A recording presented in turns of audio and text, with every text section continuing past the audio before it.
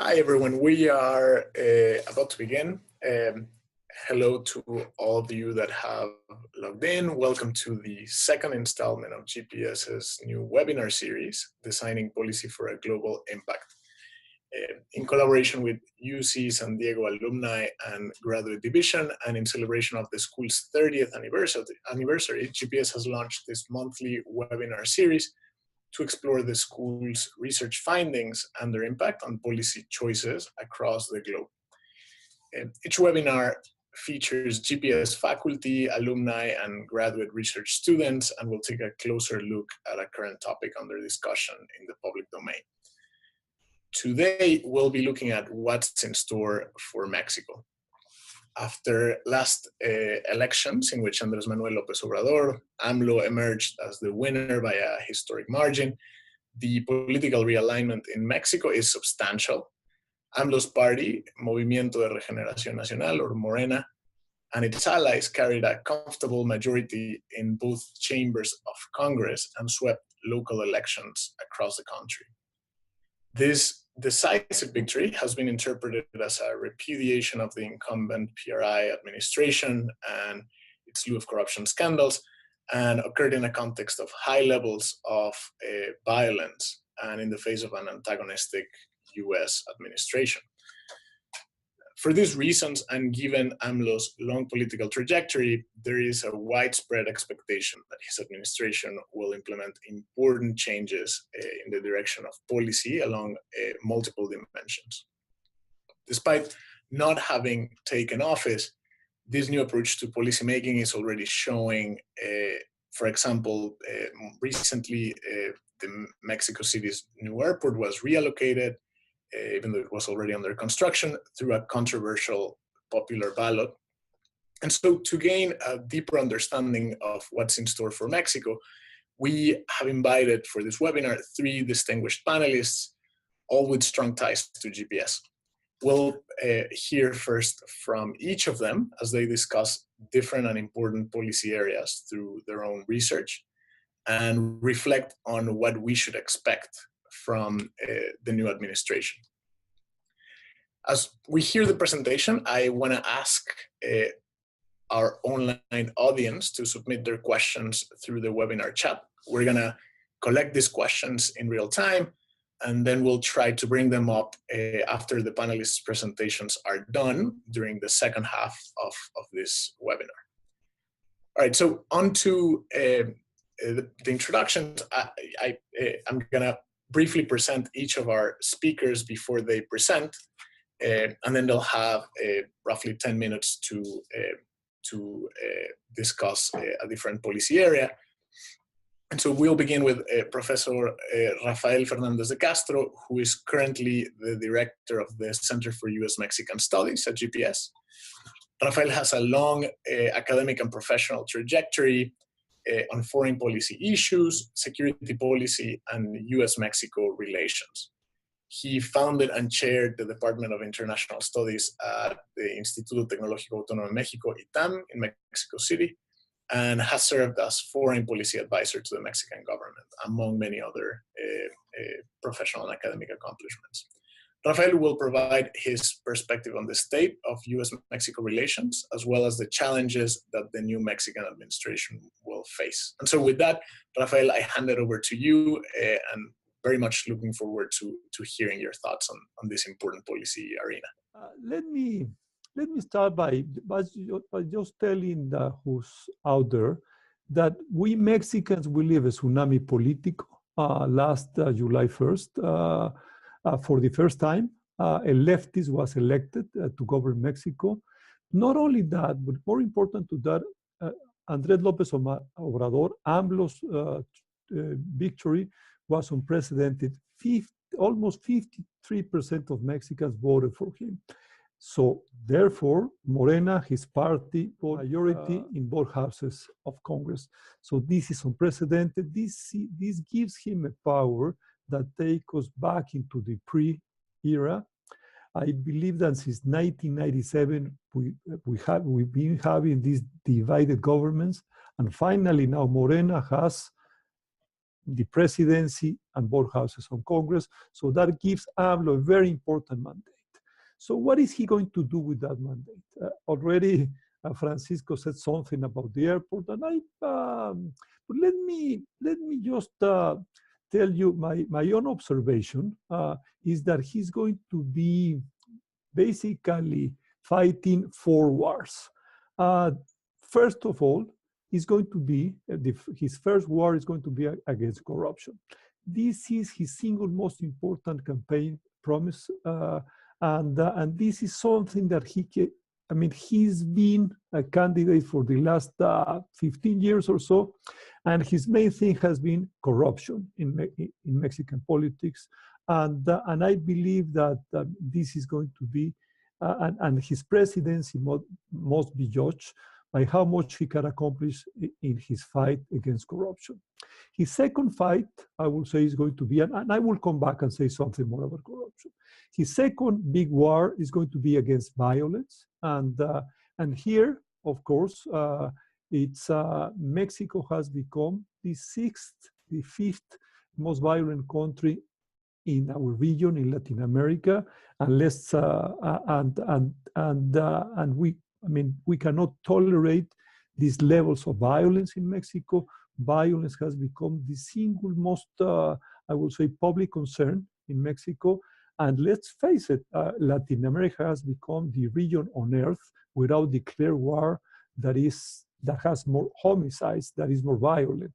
And we Latin Americans represent about 8% of the world's population, and we're concentrating close to 34% of total homicide in the world. This is too much for Latin America, and Mexico has been living in the last 2 years another crisis of violence. We're talking about in Mexico about 25 homicides per 100,000 inhabitants. This is, I would say, too much, and this has become an enormous problem for Mexico, for Mexican society. And I believe that López Obrador must do something against this, because, this is the number one concern for the Mexicans. His third fight is going to be against poverty. Yes, López Obrador is a leftist president. He's been campaigning on this issue for many years now, and he must do something. Roughly about half of Mexicans live under the line of poverty, and this is it's as bad as any other country in Latin America, but I would say this is something in which López Obrador has promised to do a lot. And finally, to me, the fourth fight is going to be vis-a-vis Mr. Trump. And I believe that there's been a honeymoon between Trump and Andrés Manuel López Obrador. Andrés López Obrador sent a very long letter to Mr. Trump. Mr. Trump, sent to Mexico these very high-level delegations just very few days after the election, chaired by Mike Pompeo, the Secretary of State, but I believe 4 secretaries from the U.S. came to Mexico to visit López Obrador. So that and López Obrador sent this long letter to Trump, and of course I would say there's a sort of a honeymoon. There's a sort of an understanding, but I believe this will not last. But let me tell you, let me go back, Francisco, and tell you that at the Center of U.S. Mexican Studies here at UCSD, we've been doing events on these 4 related wars or priorities of Mr. López Obrador. Not long ago, October 19, we have an important conference on corruption in Mexico. Actually, Francisco was one of our panelists. We invited, for example, Jacob Polemski, the president of Morena, and I would say it was very important what she had to share with us. And I would say my take of that day is that Andrés Manuel López Obrador on corruption has like a 2-pronged strategy. On the one hand, this is he has what I would say a populist approach. This is about reducing salaries of Mexican policymakers. is about selling the presidential planes. I don't think this is going to make a difference. I don't think this is going to, with this, he will leave his mark. But on the other hand, I must say, yes, he's trying to implement an important reform. He's trying to develop some digital platforms to combat corruption. So we will see, but I see that, I mean, he has a populist approach and he has an institutional approach. On violence, he is presenting today, I hope finally, his strategy in how to combat crime and violence.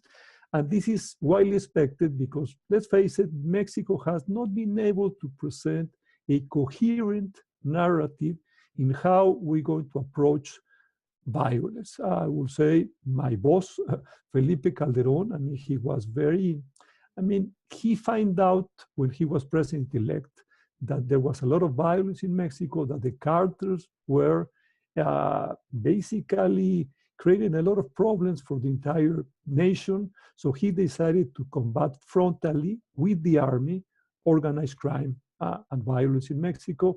And we all know the results. I mean, they were not that good, and the assessment is I would say, fairly negative. And then Mr. Peña Nieto, he never was able to develop a coherent strategy against organized crime, against violence. So we Mexicans are expecting Andrés Manuel López Obrador as a candidate. He promised that he will create an important strategy to combat crime and violence, and we're expecting that from Mr. Durazo, his man to be the Secretary of Public Security. And so, I mean, it's early to tell, but this is going to be, I would say, perhaps the single most important fight at the beginning, because there's a lot of violence nowadays in Mexico, and we all know that this is a high priority for Mexicans, and we will see, and we will be very attentive on what is he going to do. By the way, Francisco, at the U.S. Mexico Center, we've been working very hard on this topic, and we created a task force with 10 Mexicans, experts on this, and 10 Americans, and we just wrote a white paper, and that white paper is for Mr. Andrés López Obrador, his team, and this is about how to cooperate with the U.S. And I would say the paper contains 10 policy recommendations, but above all, we're trying to explain the current context. I believe there's crisis in Mexico and crisis in the U.S. In Mexico, we have this violence, a crisis of violence, this crisis of homicides. Last year was the worst ever in Mexico, and in the US, they have the opioid crisis. And last year, more than 70,000 Americans died because of overdose. And so this makes a very unique situation for US-Mexico for binational cooperation on security matters. And finally, let me, to finish, let me say something about US-Mexican relations. I believe that Trump represents an enormous challenge for Mexican foreign policy. I will say that, well, he had vis-a-vis Mexico as a candidate and also as president, he basically had three threats for Mexico. The number one threat was, well, he was going to get rid of NAFTA. Second, he was going to deport millions of Mexicans. And thirdly, he was going to build a wall. Well, let me tell you that regarding NAFTA, the Peña Nieto administration, they worked very hard, and now we have a new agreement. And I believe that new agreement it will be very helpful to Mr. López Obrador, because at least one of the challenges is, or one of the threats by Mr. Trump is not there anymore. It will be a challenge that Congress will approve this. I mean, there's going to be a battle in the US Congress. It might be also a battle in the Canadian Parliament and also in Mexican Congress. So this is going to be, I mean, the first 6 months of López Obrador administration is going to be all about the three legislative branches of the three North American countries approving NAFTA, and we'll we'll see. I believe that Mexico will have to exercise lobbying in the U.S. Congress. We'll see how this goes. And I believe these are going to be fascinating times for CERB and at the center of U.S. Mexican relations, Francisco. We're going to be very attentive to the passage of NAFTA, to the approval, to the deliberations in the three legislative branches in Canada, Mexico, and the U.S. on the future of the agreement, U.S., Mexico, and Canada. Let me stop here, and I'll be very happy to answer questions and to just engage in dialogue with Lila and Tesalia. Thank you, Francisco. Rafael, for this insightful comments on a whole set of policy issues and challenges. I want to remind our online audience that you should start submitting questions if you have them, that they are going to be the basis for discussion when the presenters are done. So we can take this conversation in many directions, and part of that is gonna be a function of the questions you submit. All right, so for our second presentation, we now turn to Tesalia Rizzo. Tesalia is a PhD candidate in political science from MIT and is currently a fellow in the Center for U.S. Mexican Studies at GPS, which is led by Rafael. As an expert in social policy and political clientelism in Mexico, Tesalia is a great example of the types of scholars that the center is capable of attracting every year. The Fellows program attracts visiting scholars, pre- and postdoctoral students that are currently doing cutting-edge research on Mexico from a wide range of disciplines, including political science, economics, public health, sociology, anthropology, communications. And so the program provides lots of opportunities to the GPS community at large to engage in discussions about Mexico. And so again, Tesalia is a great example of that. And I think she'll present a quick overview of recent and quite exciting research that she's conducted. And that is also quite relevant for some of the anticipated changes in social policy that the upcoming administration has announced. So without more introduction, I hand it over to Tesalia. Thank you, Tesalia. Hi, thanks Francisco, thanks for the invitation, and GPS for holding this webinar. So I wanted to talk to you in this brief time that I have. Well, yes, one about my research and what I've done in Mexico, but also about what I think AMLO's response has been to problems and challenges that we're facing today in Mexico in the social policy arena. And so, first of all, my research, like Francisco briefly said, asks specifically how does social policy shape political attitudes and behavior. And in the context of Mexico, I study specifically local social development programs.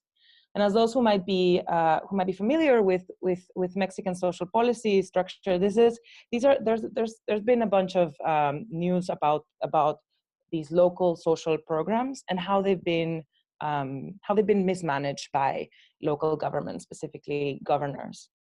I argue that these kinds of social programs that are available at the local level, that are not very well evaluated, they're not very good, very well structured, actually provide a very fruitful and plentiful sort of bounty for elites to build clientelist political machines.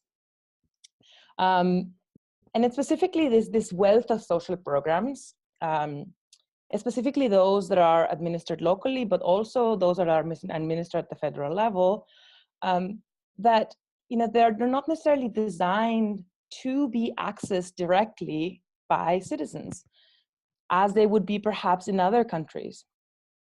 And these kinds of difficulties that citizens have in accessing basic welfare benefits, like educational subsidies or rural subsidies, medical attention, medicine, the kind of benefits that one would expect citizens to be able to access directly. Instead, they actually face large costs and difficulties and challenges in doing so. So instead of actually making these claims directly, what they do is that they seek the help of political brokers or political intermediaries. So in short, the difficulties in accessing welfare directly, I argue, create a market for these clientelist brokers who facilitate the access to welfare. And so I argue in my work that the policy that we must design to counteract this negative cycle should be focused on the individual, and particularly on reducing the costs that individuals face in directly making these claims. By allowing and facilitating citizens independently claiming benefits, even if it's unsuccessful at first, we should gradually see a weakening of brokers that take opportunity of these difficulties to create the market for themselves. And so the way that I test this theory is that in 2016, I conducted a randomized control trial in Yucatan, or otherwise known as a field experiment. And this trial took place in 150 towns, or localidades, as they're called in Mexico. These were in Yucatan, and most of these, or rather, all of these localities were rural and rather small, far away from the city centers, etc. And in 75 of these localities, 75 randomly selected localities, I hired a facilitator, an individual from the community that was trained to help citizens in accessing these welfare benefits that I told you about in a more direct way, basically reducing the costs that people face in usually getting a subsidy, or getting medical attention, or getting medicine, for instance. And what I find is that by comparing these 75 treated localities with the control, is that by reducing these costs and challenges that individuals face, one sees an increase in the likelihood of individuals breaking up with these political brokers. They feel not only less indebted to them, less dependent on them, but they also feel more, I find that they are much more willing to make claims independently in the future, to seek information by themselves in the future. And now my work, I think, speaks to how we can develop policy that is both strengthens local provision of welfare, but beyond that, on how we slowly in Mexico begin to equip citizens with the skills on how to interact with local governments, and how to start demanding and making and articulating their demands slowly but surely, in a much more efficient and more transparent way. And so to briefly sort of connect this research to how it looks like in recent politics, I think that perhaps some of you have perhaps thought about this. AMLO has recently proposed several ways in which to try to make more transparent, or to improve local social policy, and especially local social policy implementation. And he suggested, one of the most popular things he suggested are these super delegates. These that are by some people called the vice governors, who are going to be these individuals that are named basically by him, or a close circle of López Obrador, and who are going to be responsible for coordinating and implementing social development programs in the states. They're supposed to serve this role of an ombudsman, or a supervisor of sorts, that is going to pay close attention to how local governments spend their money, and spend the money specifically on social policy. And there are many things that one can ask, but one can put in doubt in this policy. First of all, is that it's contrast very much to what I've found, which is in AMLO's case, it's a top-down approach. Let's put someone in charge of supervising that everything goes well and everything is well spent, which implies that this person that is going to be named should be someone who has, like who's going to be able to do this, who has some way of being held accountable. So this is the first aspect that I'm not sure that can be discussed whether or not this is possible. And secondly, the other question that comes up with the naming of these individuals is, to what degree are these individuals going to be non-partisan or not members or not part of a more broad sort of Morena or the Morena political structure? How is that going to, how are they going to really serve as ombudsman, or rather be quite possibly co-opted? And this is also an open question. Finally, the other question that arises with this kind of policy is, to what degree is this going to create a conflict between these super delegates, or are they, some people call them like vice governors, with the governors themselves, right? And what kind of power dynamics are going to start happening there?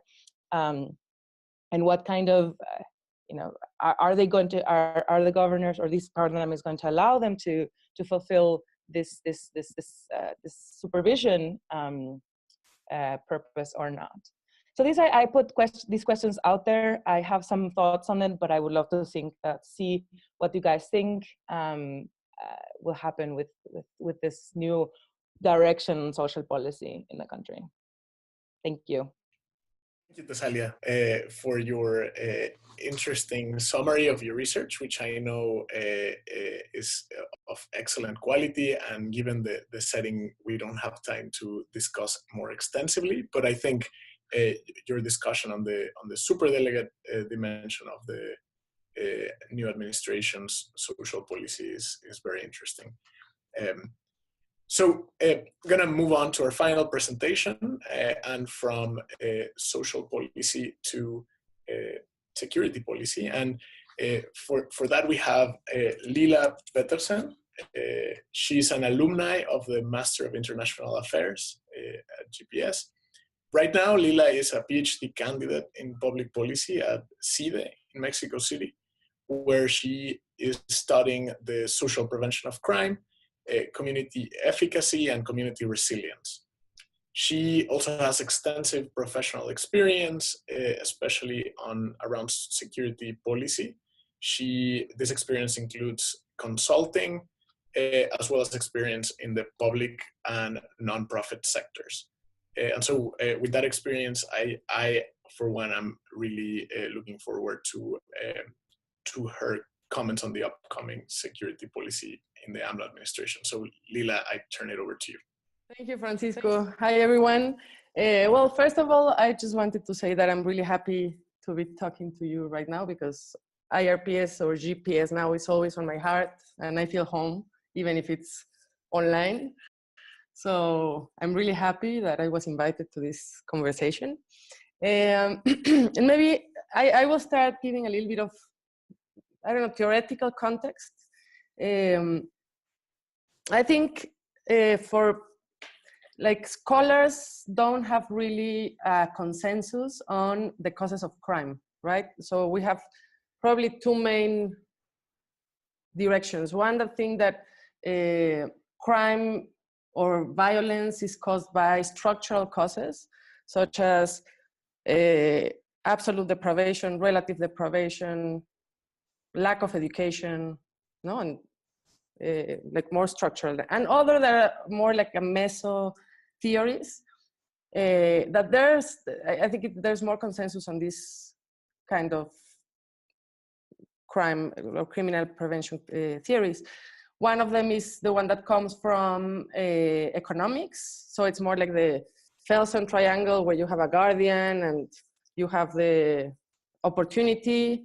No, it's based on the situational crime prevention. And in Mexico, most of the policy was built on top of this idea of putting more police or more cameras or yeah. So the second one, it's more like this psychosocial type of theory that it attacks the source of criminal activity from.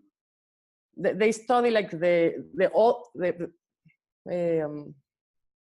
how do you say, the factors, the criminologic factors on the cycle of a life of a person, and they try to like target specific moments of the life of the person. No? For instance, if you're a youth that can, I don't know, get into a cartel.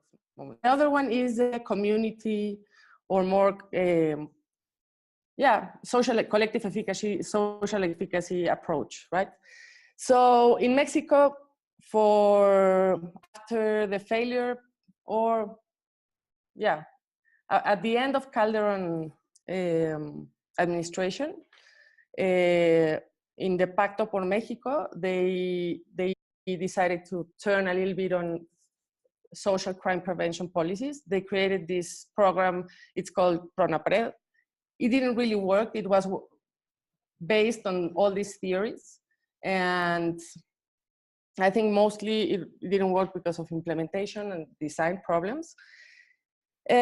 So the thing is, I think AMLO is going to be more, he's thinking more on attacking the problem from a structural perspective, such as poverty, inequality, and these kind of structural issues. So they're going to move all the budget from government minister to the Ministry of Security. I think 90% of the budget is going to be moved over there. And I think it's unclear whether they're going to be like basing all their policy in more a police and military strategy, or they're going to keep on going on a more social program. They talk a little bit about during the campaign on this amnesty thing. I think all this amnesty is more like a justice approach rather than a public safety or crime prevention approach. And I don't know, I think they should consider all these other meso theories of crime prevention theory, of crime prevention, and not just think about the structural problems, because it's too much for a security plan. No, it's like trying to change the whole country and all the root problems of policy and set them to the security policy. Thank you, Lila, for the perspective on what to expect from the AMLO administration on security policy, and in particular, highlighting this disconnect that there seems to exist between how they're approaching the structural root causes of violence as they see them on the one hand, and then on the other, the more strategic day-to-day policy decisions that they need to make, given that the violence is already on the ground. So I think with that, we've received a number of questions that I want to get to. But first, I just want to emphasize again some of the features that the discussion, I think, thus far has brought up. And nicely, I think, how everything kind of revolves around what GPS offers in terms of studying Mexico. And so we heard from Rafael, who is our director of the Center for U.S. Mexican Studies, a panoramic overview of the challenges that the AMLO administration is going to face with an emphasis on the Mexico-U.S. relations. We heard on social policy from Tesalia, which is informed by her own research on clientelism around social programs.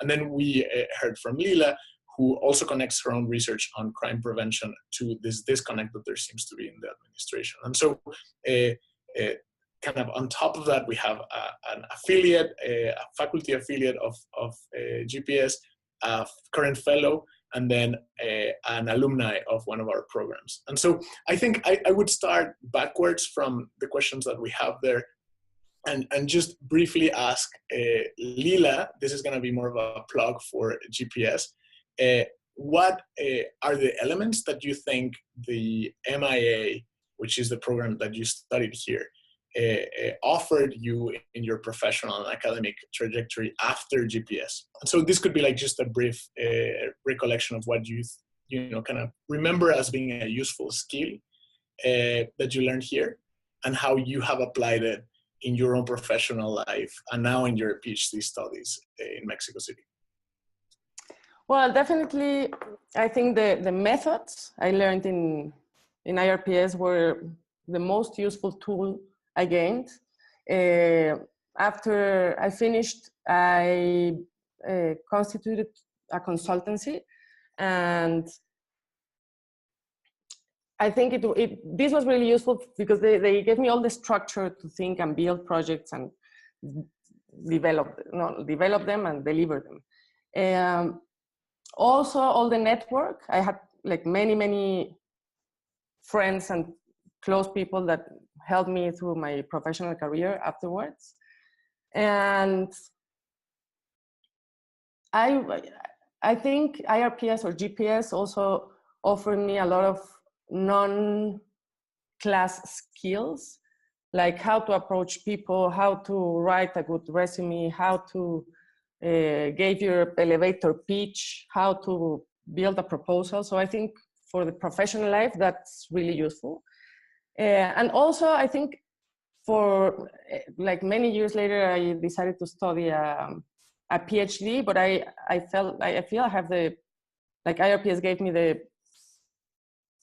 ground basis for, specifically, I think research methods were the strongest one.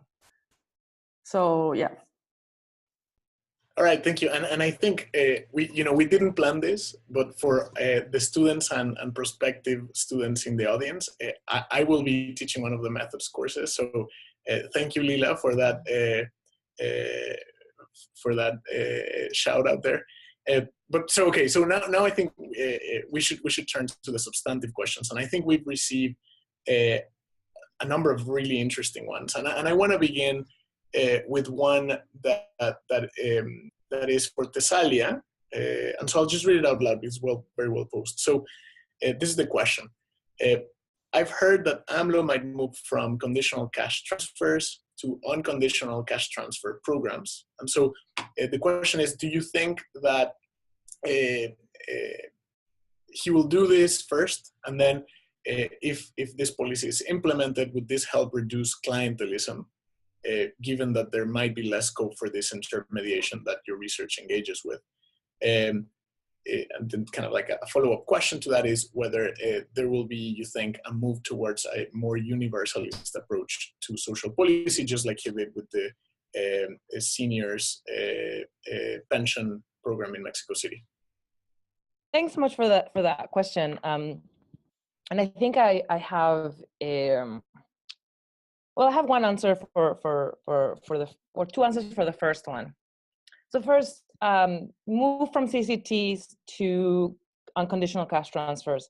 Like, it does that or does not affect the level, let's say, of clientelism? That is, I think, an open question. Unless I'm mistaken, I have not seen any research that tells us whether or not the move from conditional to unconditional, specifically with these types of policies, reduces clientelism. It's usually the other way around, right? We want to add more conditions to things to make it less discretional. But what you're pointing out is really important, right? Like, what would this do to the promotoras themselves? And so the promotoras or voceras, or they have different names, they are a very peculiar I think a very peculiar figure in social policy in Mexico. In my own work, I actually don't make that much of an emphasis on Prospera, or the conditional cash transfer program in Mexico. because I think that this is only one of many, many different social programs that citizens are engaged with. And this is the one that perhaps is less, let's say, less used by a political machine. It has been, but less so than perhaps, local, we're talking about state level policies like foodstuffs or, food baskets, or like wheelchairs, medical assistance, like appointments with doctors. These kinds of benefits, I believe, are much more sort of used on a daily basis. Prospera has been a bit more structured in that way. And so, well, one thing is we don't know how this will affect. I mean, there might be a point there. I think it's an interesting question. But I believe that the trick is not so much on the conditionality of the program itself, but on how easy or how hard it is for citizens to autonomously, that is, without the help of an intermediary, how easy it is for them to actually access or demand it. And so that is a slightly different question than whether or not how the program is designed, right? This is about how easy it is for the individuals to actually access these kinds of benefits. And I think there's the crux of the problem.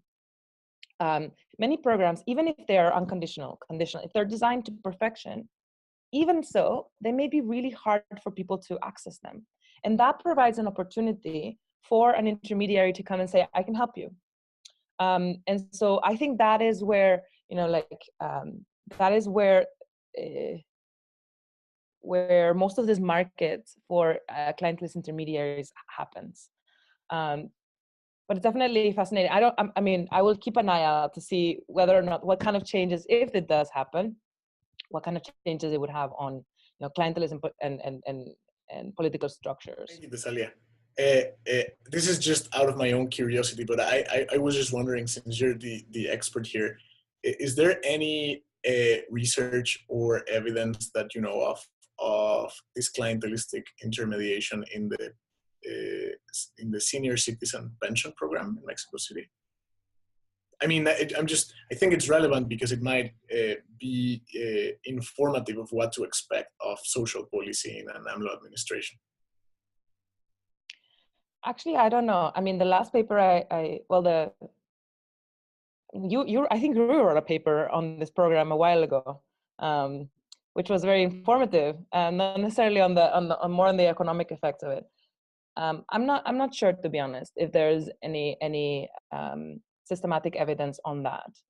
However, I do see that the pension system, the universal pension program, which is an extension of the Mexico City one in all the country, does provide for opportunities for intermediation, especially because senior citizens, I mean, has many times, not always, but have a physical inability to actually go and ask for it, right?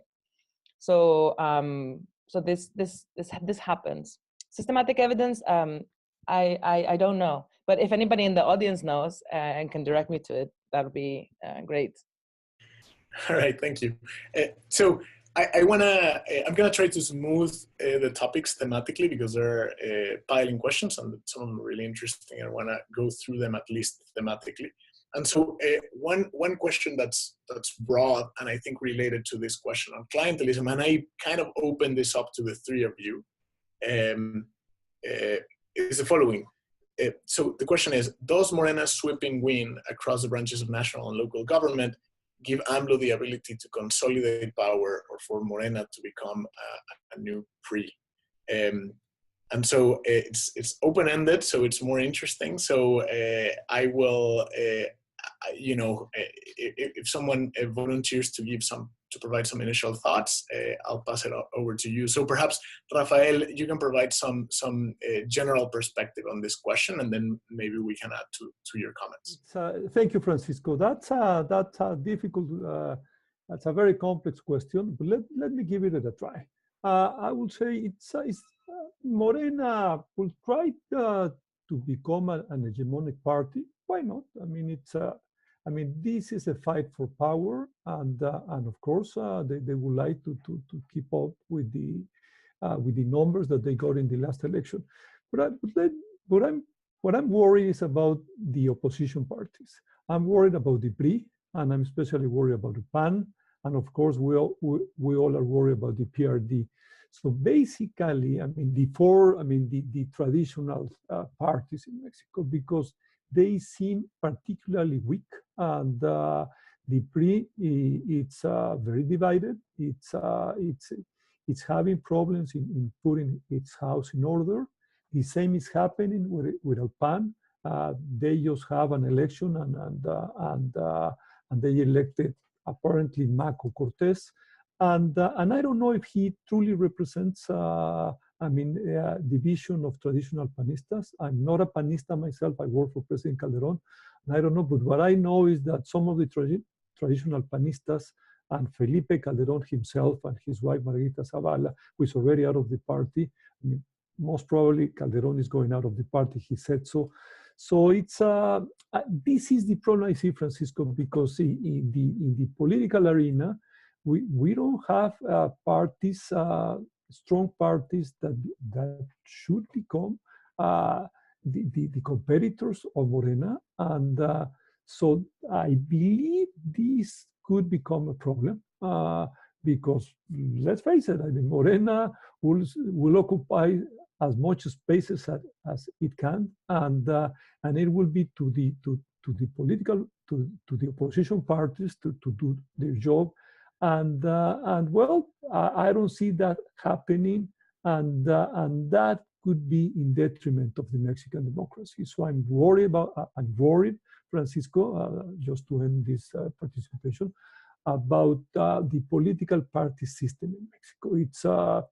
It's a new ball game now in Mexico, and it's hard to tell, and it's and we will see. I mean, this is one of the key questions that I would say that we political scientists, we will have to be observing the next few years, because this will be key to the future and for the strengthening of democracy in Mexico. Thank you, Rafael. And I think, I guess, a natural follow-up on that comment, which stresses the party system, would be the very strong incentive that Morena is going to have to use this newly gained political power in the elections to shape not only policy, but the political alignments locally. And so I just wonder whether Tesalia, since this is directly relevant, given your research, to what you've been carefully thinking about recently, do you connect the points between this new superdelegate strategy and this creation for intermediation markets that you document? Is it something that they have kind of taken a step back from your own research about how these markets work? Do you see this strong incentive to create them from the top down? I mean, that's an interesting question, especially given the discussion that we had about, and some questions I read have on whether or not Morena is going to become the new PRI, right? And I mean, the PRI built a whole structure, a very strong structure, through which it funneled much of its social policy and social development budget, right? We're reminded of Solidaridad with Carlos Salinas, right? And so I think that that if one is to use social policy to create a machine, to change political dynamics at the local level, to change political colors at the local level, to create to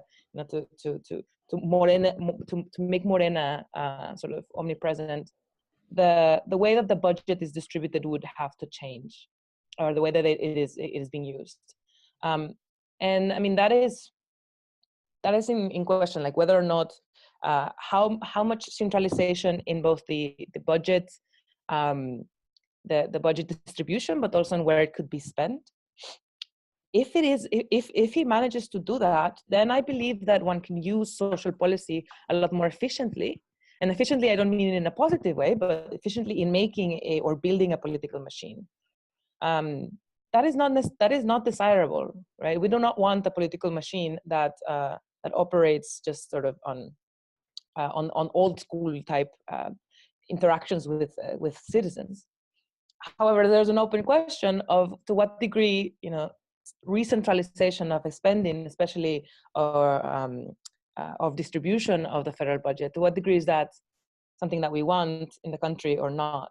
So there's always trade-offs, right? But I think that it mostly depends on the degree to which money, you know, like we can re-centralize the decision of where the money is spent. When that doesn't exist, I find it harder to foresee, you know, like just by will of these delegados being there, the political composition changing. But right, which is again closely related to the check that opposition parties might be able to. I wanna combine two questions that seem related, and then hear the perspectives of Lila and Rafael, both of whom have worked on security policy. And so the questions are: general question again, will AMLO be successful in combating crime? And then, relatedly, how do you see AMLO being able to confront cartels specifically, and what is the expectation about his strategy, or what we know about his strategy? So, Lila, if you can provide some initial thoughts on that, that'd be great. Yeah, well, I don't think I'm able to say if AMLO is going to be successful or not. It's really difficult because I don't think he has presented a specific strategy. So that's part of the problem. It's really hard to evaluate on what his next steps are going to be. I guess probably if he gives like a good mix of social prevention, but also with like more combating the crime and the cartels, and that could work. But I don't think we have yet all the information to predict this. He's building this super powerful ministry. So actually, as I was saying before, today he was presenting what the strategy is going to be, but it was almost at the same time as this chat, so I wasn't able to. we were preparing for this. Exactly. So, but it's like what I could heard about it, it's more like, again, more the structural issues of Mexico. Like, we're going to give some like scholarships for students so they don't go to narco, and we're going to combat poverty. And I don't think if he targets all these like structural problems, he's not going to be able to do it in 6 years. I mean, those are the main problems of the social problems of Mexico. So yeah, I don't. It's a very difficult question. Hard to tell. It's very hard. Yeah. I agree with you, Lila. But let me tell you 4 things, Francisco. First of all, I mean, we know 2 things that he shouldn't be doing, and I hope it will be clear in his strategy. He shouldn't be basically, I would say, concentrating in just combating drug lords. It's the kingpin strategy. We know it doesn't work. It's not about these strong-handed policies, but he has to come with comprehensive approaches. So, I mean, that is key. Forget about the kingpin strategy and do something more comprehensive and, I would say, meaningful. Second, I would say it's to go about strengthening federal police and particularly local police corporations. I mean, it's and what I have heard from López Obrador and his team, I mean, they're making a lot of emphasis on local issues, and to me that is key. Because yes, Felipe Calderón strengthened a lot the federal police, not enough, and unfortunately, under Peña Nieto, there was very little effort to continue to strengthen, to reform the federal police. But now it's a lot about not only coordination, but it's about strengthening local forces, local polices, and this is going to be key. We're having problems in Acapulco, we're having problems in Cuernavaca, we're having problems everywhere. And of course, the federal police cannot do it all. And it's going to be key. I mean, what is he does with the army? This is going to be key, because let's face it, in the short term, he cannot get rid of the army, and he will have to continue to make use of the army.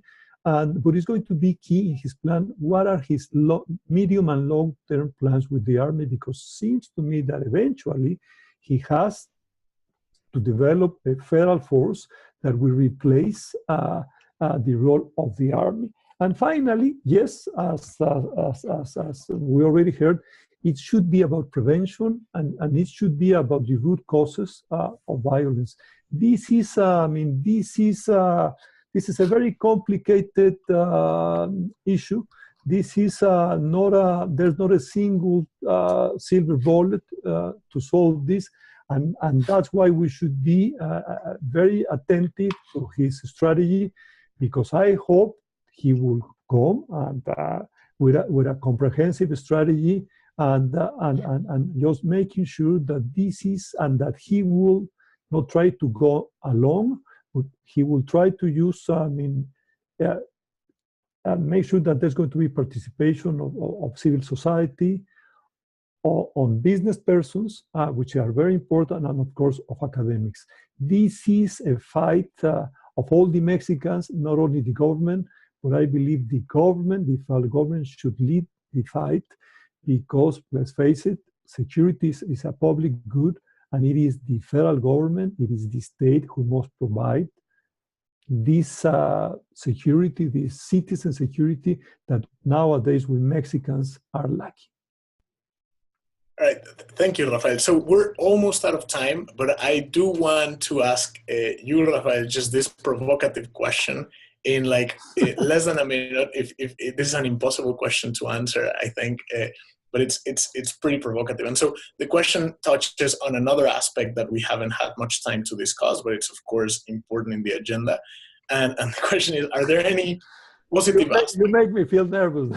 No, I would be. Are there any positive aspects of the Trump administration approach to U.S. Mexico relations? Wow. Well, I will say yes. I'll tell you. I mean, this is about. What Trump represents is that we cannot concentrate our decisions on the top. In the past, we always came to the White House to make decisions. NAFTA came about in a meeting between Salinas and Bush 41st. The Merit Initiative came in a meeting between Felipe Calderon and George W. Bush. And I will say Trump is making the Mexican diplomacy to take advantage of the decentralized policy-making process in the United States. This is key for Mexico. So now it's about Sacramento, it's about Austin, Texas. Texas is about the mayors, it's about Congress. And this is key. And so I would say Trump is inducing Mexico, is pushing Mexico, so Mexico will play the U.S. political game, which is very decentralized, and we have not only to, instead of going to the White House, let's go to the other power centers. And on that, seems to me that Trump is helping us, because now we have a stronger consular network, and we know that we have to have a very sharp consular network if we want to be successful in our relationship with the U.S. in the coming future.